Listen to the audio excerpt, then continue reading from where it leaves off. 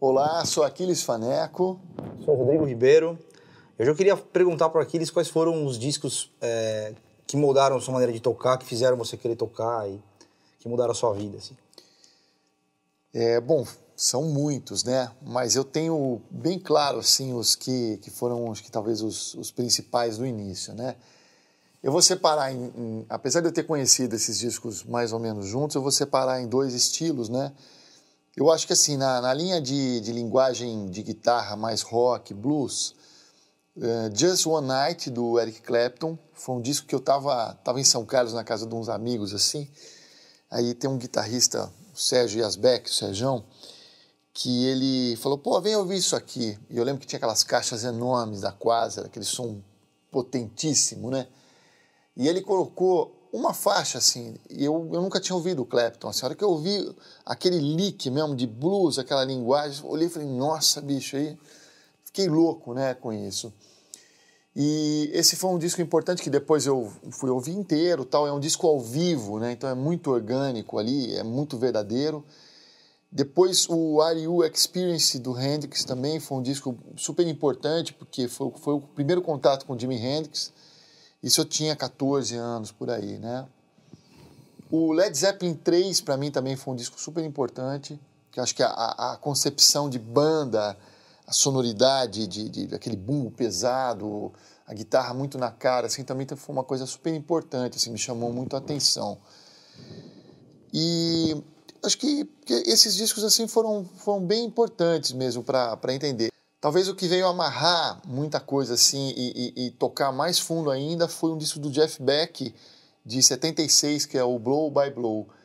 Esse disco, assim, ele é inteiro perfeito, assim, sabe? As composições, a concepção de guitarra setentista, a interpretação, band, assim, um lance de expressão muito forte, né? Então eu lembro que esse disco eu furei, eu tive dois, porque o primeiro eu furei, porque eu tentava tirar, né? E ficava insistindo, e punha de volta, ficava insistindo, punha de volta. Aí punha na rotação 16, dava uma oitava abaixo, muito lento, aquele sofrimento. Mas foi um disco muito bacana também. E mais ou menos na mesma época, por causa do Rogerão, esse cara que me deu aula, eu conheci dois discos muito legais. Um foi o American Garage, do Pat Metheny. Esse disco para mim também foi uma magia, porque ao mesmo tempo que eu estava ouvindo aquele som da guitarra rock, mais forte, mais quente, veio uma guitarra melódica, mais doce, ao mesmo tempo muito venenosa, né? Assim, tecnicamente também um nível muito alto, e é um disco de concepção também muito legal, as composições, tal, é um dos meus preferidos do Pat, né? Eu gosto de todos. Então esse disco foi super importante também. E outro que me chamou a atenção foi o Joe Pass, que foi o virtuoso número 2, né? Que acho que são 4 que tem dessa série. E foi muito legal, porque assim, foi o cara tocando sozinho. Sim. Aí eu ouvia o cara fazendo essas coisas de bloco, né?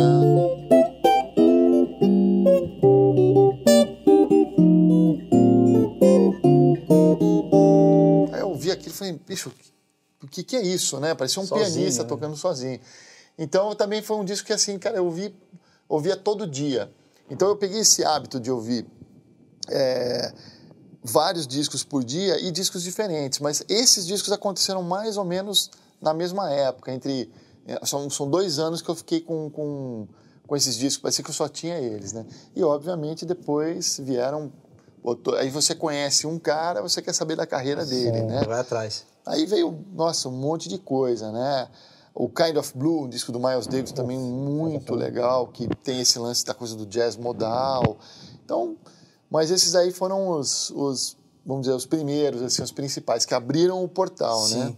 Para essa infinidade de de informação e riqueza que a gente tem. Você sentava para ouvir o disco, né? Você colocava lá e sentava para ouvir ou não? Sentava para ouvir. Eu sentava para ouvir. Ouvia o disco inteiro, né?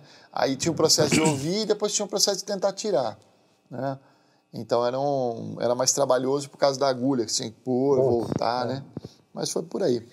E você, quais foram os discos, assim? Então, o primeiro mais marcante, assim, que realmente me fez prestar atenção em música, assim, falar assim, meu, isso é muito legal e deve ser muito divertido tocar.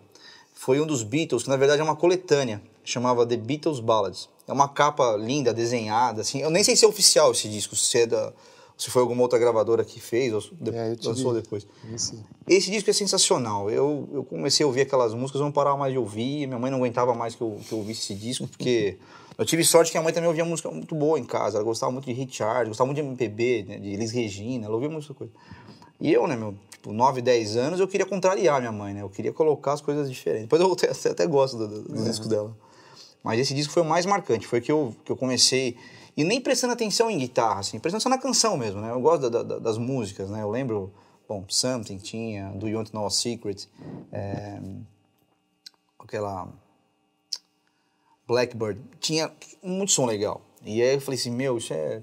Foi o primeiro disco que me fez prestar atenção em música de verdade. Eu queria todo dia colocar pra ouvir e tal. Na sequência, o outro foi o Imagine, do John Lennon, aquele álbum branco que é duplo, né?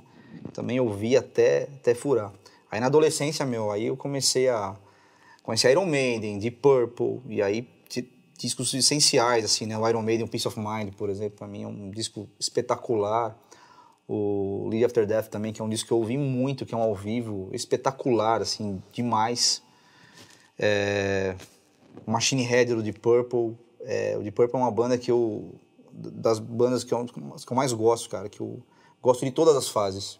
Inclusive agora com o Steve Morse lançou discos sensacionais também. E rock pesado também. Eu ouvi muito rock pesado, tipo Pantera, o Vulgar Display of Power, por exemplo. É um disco que no começo dos anos 90, né, tava surgindo o grunge e tal, os caras vieram com uma pedrada, eu achei aquilo espetacular, né? De música instrumental, assim, o Quarteto Novo, o primeiro Quarteto Novo, foi um que eu ouvi bastante também, mas eu não tive esse disco. Já é da fase que eu já estava baixando coisas assim, né? Mas eu ouvia como eu ouvia os discos mesmo, de sentar, colocar no começo lá e ficar ouvindo, que eu gosto de ouvir música assim, né?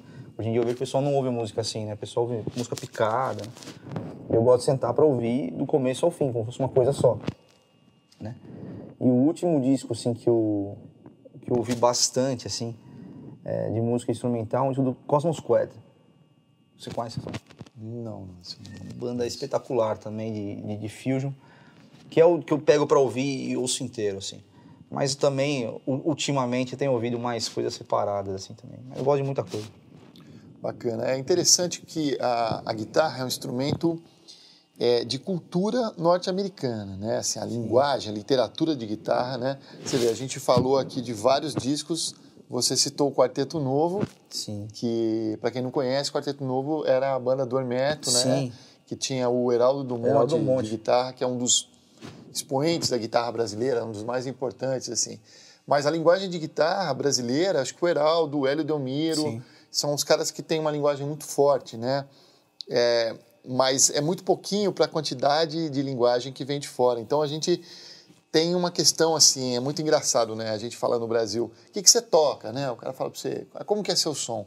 O meu som ele é meio fusion, assim, e um pouco de música brasileira. Engraçado a gente estar no Brasil e falar que toca música brasileira, né? E porque ela acaba, para quem toca guitarra, quem não começa, acho que hoje está um pouco diferente, né? Porque muita coisa já foi feita, mas sim, pensando em quem começou um pouco antes, você primeiro tem que passar mesmo essa literatura para depois conhecer o que é feito no Brasil, né? Exatamente. Então, você pensar que a obra de um compositor, você pega o Gershwin, por exemplo, compositor que fez muita coisa de canção, que depois foi tocada de forma jazzista, Tom Jobim é tão importante quanto. Sim. Né? Então, depois é que a gente vai conhecer. Mas é legal, porque assim, para o nosso instrumento, a gente precisava de coisa que motivasse, sim, que levasse a uma viagem mesmo, né? Uma coisa de você ouvir e falar, meu Deus, eu quero ser isso, eu quero tocar isso, eu quero ter isso no meu dedo. E né? a guitarra tem um apelo fortíssimo nisso, assim, né? Exatamente. No rock, principalmente, né, meu? O símbolo do rock é a guitarra, Exatamente. né? E você vê que, pô, a guitarra é um instrumento que tem tanta possibilidade para se tocar, tanto estilo musical diverso, né? Músicas étnicas, coisas que você pode fazer com harmonia junto. Então, assim, não é mais, né, o que já foi a guitarra só do rock, né? Sim. Mas, né, acho que a década de 60 e 70 realmente foi onde tudo se confirmou e as grandes ideias apareceram ali, sonoras, inclusive, né? Um dos tópicos que a gente vai abordar em breve é a questão do setup, né? Da sonoridade, efeitos, então a gente vai falar um pouco disso também. Mas legal, cara, eu acho que assim, tem aquela frase, né? A gente é o que a gente come, né? Acho que isso fica também pra música, né? A gente é muito do que a gente ouve, né? E é interessante a transmissão, né? É uma transmissão. E você falou desse disco dos Beatles, eu lembrei, eu tive esse disco. A capa lindíssima, né, cara? Desenhada. Tons de azul, pastel e tal. E eu lembro aquela música Fundo e Rio. Nossa, essa música demais, é sensacional. Né? Esse foi um disco bacana também. Sensacional. É isso aí. Muito bom. Vamos pro próximo, né? Então seria assim, eu tenho 8 notas a partir do dedo 1. Então eu vou fazer, ó, 1, 2, 3, 4, 5, 6, 7, 8. Até aqui tranquilo, eu comecei a paletada para baixo, eu mudei de corda, ela foi para baixo também. Agora eu vou começar com o dedo 2 no misão, eu vou fazer 8 notas também. Então o dedo que eu tirei no misão, ele vai aparecer aqui na corda Ré. Eu vou começar com o 2, ó. 2, 3, 4, 1, 2, 3, 4, 1. Ficou 8 notas. 1, 2, 3, 4, 5, 6, 7, 8. Só que a paletada agora mudou. Eu comecei para baixo. 1, 2, 3, para cima.